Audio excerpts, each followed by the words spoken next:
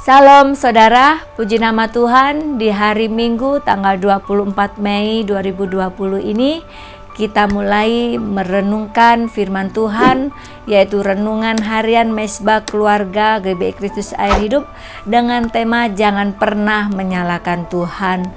Pembacaan Alkitab kita di Ayub pasal 10 ayat 1-22 dan ayat emas kita di ayat 8. Tanganmulah yang membentuk dan membuat aku, tetapi kemudian engkau berpaling dan hendak membinasakan aku. Penderitaan, masalah, kesulitan atau kesengsaraan yang terjadi di dunia ini memang tak pandang bulu, bisa menimpa siapa saja dan dapat terjadi dalam berbagai bentuk. Penderitaan dalam hidup ini bisa terjadi karena berbagai hal, bisa akibat kesakitan atau kesalahan atau dosa yang diperbuat, tapi bisa juga karena faktor yang lain, yaitu karena Tuhan punya rencana atas hidup kita, sehingga Tuhan izinkan hal itu terjadi. Pada umumnya, bila penderitaan sudah mencapai puncaknya, kita seringkali merasa tidak tahan dan kemudian memberontak. Ayub pernah menunjukkan rasa frustasi dan keputusasaan. Ini ditulis di dalam Ayub pasal 10 ayat 1 dan ayat 18.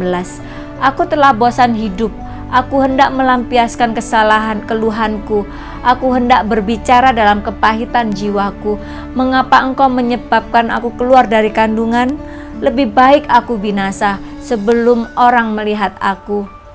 Saudara, karena penderitaan yang dialami terasa berat oleh Ayub, merasa menyesal mengapa ia dilahirkan di dunia. Ayub pun sempat menganggap bahwa Tuhanlah yang menjadi penyebabnya. Bahkan Ayub menuduh Tuhan telah dengan sengaja menindas hidupnya dan berkompromi dengan kehidupan orang-orang yang berlaku fasik. Dan ini ditulis di dalam kitab Ayub pasal 21 ayat 7-12.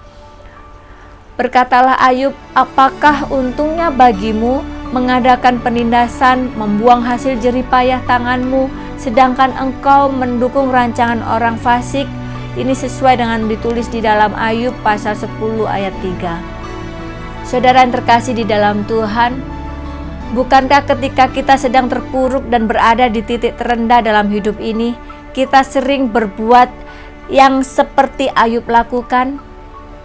Kita menuduh Tuhan berlaku jahat kepada kita. Tuhan tidak lagi memedulikan kita dan Tuhan berlaku tidak adil terhadap kita. Penderitaan terkadang Tuhan izinkan terjadi dalam kehidupan kita karena Tuhan sedang memproses kita. Selalu ada rencana yang indah di balik penderitaan yang kita alami. Seringkali untuk menggenapi rencana indah Tuhan, terjadilah pemrosesan dan persiapan terlebih dahulu.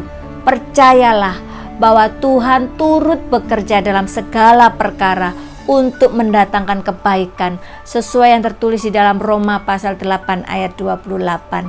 Akhirnya Ayub menyadari kekeliruannya, menyalahkan Tuhan, serta mencabut semua perkataan negatifnya, seperti tertulis di dalam Ayub pasal 42. Jadi saudara, sesuai dalam Ayub pasal 23 ayat 10, karena ia tahu jalan hidupku, seandainya Tuhan menguji aku akan timbul seperti emas.